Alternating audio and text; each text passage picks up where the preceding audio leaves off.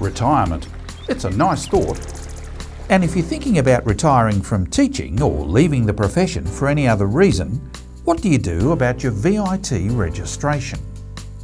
Well, you could do nothing, but there are other options which could suit you better. If you're definite about retiring and you're sure you're not going to consider returning at any point, like for instance picking up some CRT work, then go to our website and fill in the Cessation of Registration form. You can choose your proposed cessation date, as long as it falls in your current registration period, and teach right up to it.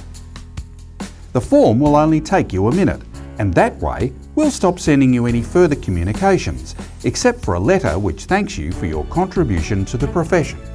If you're not quite sure that your retirement is final, why not keep your VIT registration current?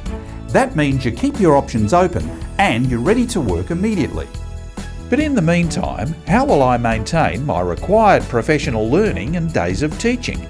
For professional learning, you need to complete 20 hours of PD annually. Check out our website. There are lots of options that you can access even though you're not working in a school or early childhood centre. And you can pro-rata your days of teaching requirement.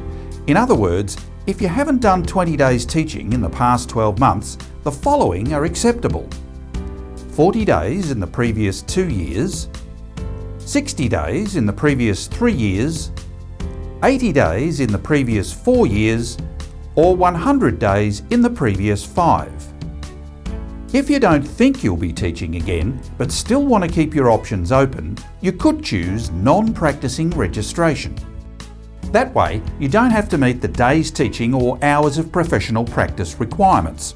But you will have to meet those requirements if you decide to return to teaching. That's 3 options which might suit you. Of course, you could do nothing. That means you'll keep getting reminders from VIT until you're no longer registered. Remember, if you're not registered, you can't teach.